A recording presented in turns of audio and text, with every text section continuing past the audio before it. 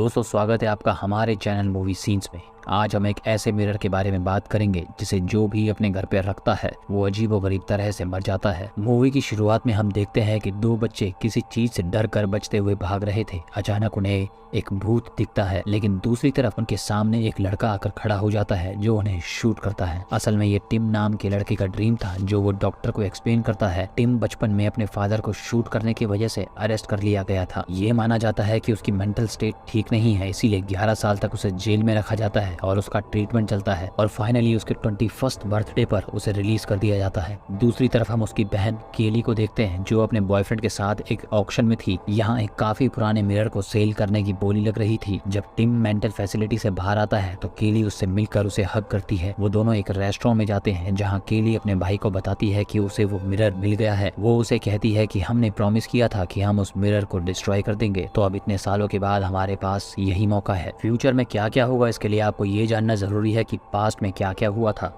अब हम 11 साल पहले का सीन देखते हैं जहां केली की फैमिली अपने नए घर में शिफ्ट कर रही थी। केली और टिम छोटे थे। वो दोनों एक दूसरे के साथ खेल रहे थे जब पहली बार वो मिरर घर में लाया गया था। इस मिरर को एलन के ऑफिस में रखा गया था। काफी दिन बीत जाते हैं जब मिरर की वजह से मैरी के सारे पौधे खराब हो गए थे और केली अपने पापा को ऑफिस में एक लड़की के साथ देख लेती है। डिनर करते समय केली अपने पापा से उस लड़की के बारे में पूछती है तो वो बात को इग्नोर करता है, जिससे मैरी को कुछ शक होने लगता है। हर एक बात को आप ध्यान से समझते रहना क्योंकि हर चीज कहानी का इंपॉर्टेंट हिस्सा है। प्रेजेंट टाइम में केली और टिम मिरर को दोबारा अपने पुराने घर में लाते हैं जहां केली ने ढेर सारे कैमरास लगा रखे थे। असल में केली प्रूफ्स कलेक्ट करना चाहती है जिससे ये पता चल जाए कि ये मिरर मायावी है। सबको इस बात पर बिलीव हो जाए कि उसके डैड के मर्डर के पीछे मिरर का ही हाथ था। केली ने ढेर सारे अलार्म्स, कुछ ग्रीन प्लांट्स और एक डॉग भी रखा था। टिम इतने साल तक साइकेट्रिस्ट के पास रहा जिसने उसे यकीन दिलाया कि उसका पास्ट और उसका मिरर का परसेप्शन सिर्फ उसका वहम था। टिम कहता है कि ये एक नॉर्मल मिरर है और ये सब करने की हमें जरूरत नहीं है। वो एक्सेप्ट करता है कि मेरे पापा का किसी के साथ अफेयर था जिसकी वजह से मेरी माँ पागल हो गई थी। पापा ने मम्मी को मारा और मैंने अपने पापा को मारा। केली ढेर सारी फोटोज निकालती है और उसे रिकॉर्ड करते हुए दिखाती है कि किस तरह से सैकड़ों सालों से इस मिरर के सभी ऑनर्स अजीब तरह से मरे और जिसने भी इस मिरर को डिस्ट्रॉय करने की कोशिश करी वो भी नहीं बचा। लेकिन ये मिरर आज तक बचा हुआ है। उसने वहाँ एक एंकर भी लगा रखा था।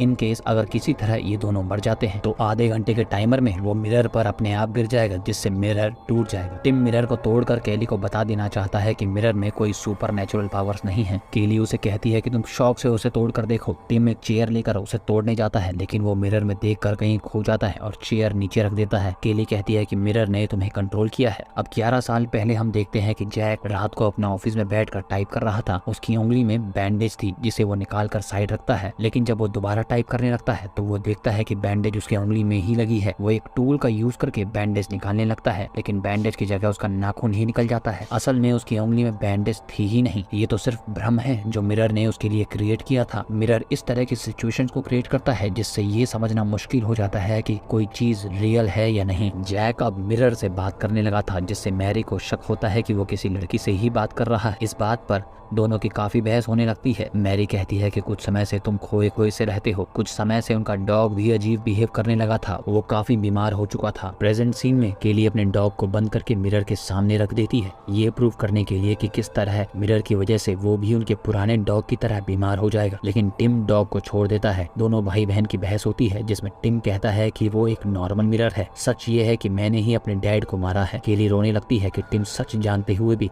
उससे भागने की कोशिश कर रहा है और जब वो सब चीजें बंद करने वाली होती है तो वो रूम में देखती है कि दोनों कैमरास एक दूसरे के सामने आ गए हैं और सारे प्लांट्स खराब हो चुके हैं। केली शॉक होती है लेकिन खुश भी होती है कि ये सब उसका वहम नहीं था। टिम के पास बोलने को कुछ नहीं था। केली जब सीसीटीवी फुटेज देखती है तो उसे पता चलता है कि कैमरास को इस पोजीशन में उन दोनों ने ही रखा था, लेकिन उन्हें ऐसा कुछ याद नहीं है।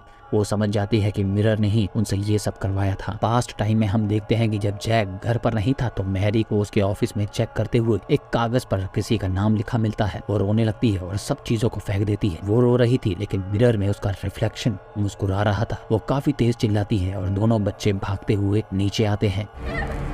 मैरी उन्हें मारने की कोशिश करती है, लेकिन वो दोनों भागते हुए अपने रूम में आ जाते हैं। जब वहाँ जैक आता है तो वो उसे भी मारने लगती है। जैक उसे पकड़ लेता है। दोनों बच्चे रोने लगते हैं, लेकिन जैक उन्हें उनके रूम में रहने को कहता है। जैक मैरी को घसीटते हुए एक रूम में ले जाता है। काफी दिन तक उनकी माँ अपने रूम से बाहर नहीं निकलती। एक दिन जब कैली उस रूम में जाती है तो उसे पता चलता है कि उसके पापा ने उसकी माँ को रूम में एक चेन से बांध रखा है।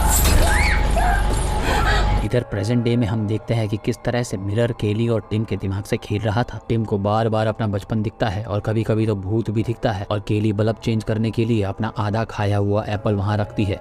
बल्ब चेंज करने के बाद दोबारा एप्पल उठाकर जैसे ही खाती है तो उसे पता चलता है कि उसने गलती से बल्ब चबा लिया है। उसके मुंह से खून निकलने लगता है।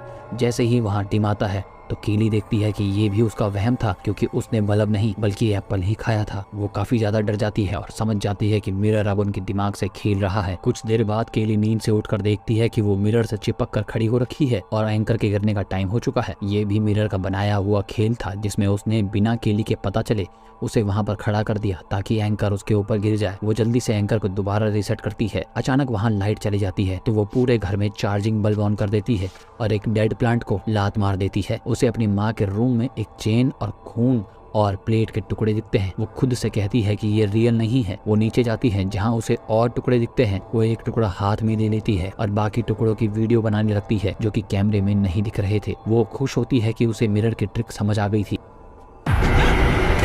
अचानक उसके पीछे उसकी मरी हुई माँ आ जाती है, जिसे वो अपने हाथ में लिए टुकड़े से मार देती है, लेकिन असल में ये उसका बॉयफ्रेंड था जिसे उसने मार दिया था। वो डर जाती है लेकिन समझती है कि ये रियल नहीं है। लेकिन जब वो टिम को भी दिख रहा था तो केली डरते हुए समझ जाती है कि उसने सच में अपने बॉयफ्रेंड को मार दिया है। इस तरह से मिरर ने उनके दिमाग से खेला। वो लोग घर के बाहर जाकर पुलिस को कॉल करते हैं। जैक अंदर जाने से मना करता है क्योंकि एंकर के गिरने का टाइम हो चुका है, जिससे मिरर अपने आप टूट जाएगा। लेकिन बाहर खड़े ये लोग देखते हैं कि वो दोनों इस समय अंदर भी हैं। उन्हें समझ नहीं आता कि रियल क्या है। वो दोनों अंदर जाते हैं जहाँ उन दोनों के डुप्लीकेट मिरर के सामने एक लड़की के साथ खड़े थे। ये लड़की इनसे जैक की आवाज में कहती है कि मैंने तुम्हें इस रूम में खेलने से मना किया था। पास्ट टाइम में हम देखते हैं कि केली और टिम प्लान करते हैं कि उन्हें उस मिरर को तोड़ना होगा, और मैरी जो कि काफी दिनों से चेन में बंधी हुई थी प्लेट के टुकड़े चबा रही थी, जिससे उसके दांत टूट रहे थे और मुंह से खून निकल रहा था। जैक अपनी गन में बुलेट्स भरता है और मैरी के पास जाकर उसकी चेन खोल देता है। मैरी खड़ी होती है और अपने बच्चों को मारने जाती है। केली अपने रूम से निकलकर खिड़की से बाहर कूद जाती है और मेन गेट से अंदर घुसती है तो उसकी माँ उसे जान से मारने लगती है, लेकिन अचानक होश में आकर उसे छोड़ देती है। तभी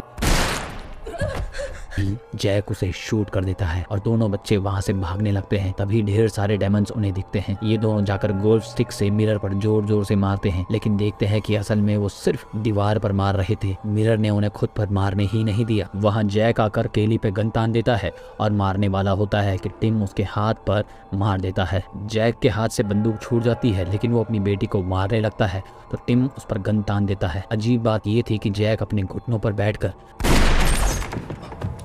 गन का ट्रिगर खुद ही दबा देता है, जिसका मतलब है कि उसने खुद को ही मार डाला था। और वहाँ ढेर सारे पुराने डायमंड्स आकर उनके सामने खड़े हो जाते हैं। यहाँ से सीन एंडिंग की तरफ बढ़ता है, जहाँ टिम मिरर के आगे बैठा चिल्ला रहा था। जब वो देखता है कि वहाँ कोई है ही नहीं, वो सोचता है कि यही मौका है मिरर को एंकर से तोड़ने का।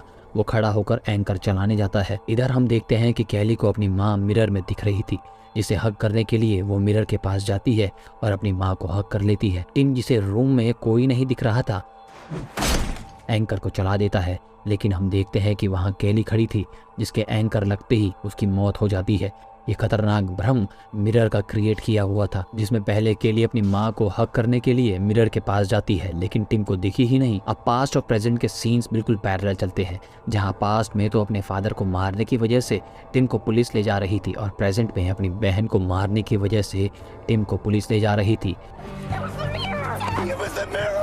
वो दोनों टाइम यही कह रहा था कि ये सब मिरर ने किया है।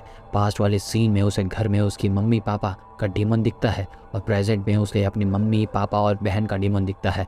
और इसी के साथ ये मूवी यहीं पर खत्म हो जाती है। आपको ये एक्सप्लेनेशन कैसी लगी आप कमेंट करके हमें ज़रूर बताएंगे। वीडियो को लाइक और चैनल को सब्सक्राइब किए बिना आप नहीं जाएंगे। देखने के लिए बहुत बहुत शुक्रिया। Thank you so much.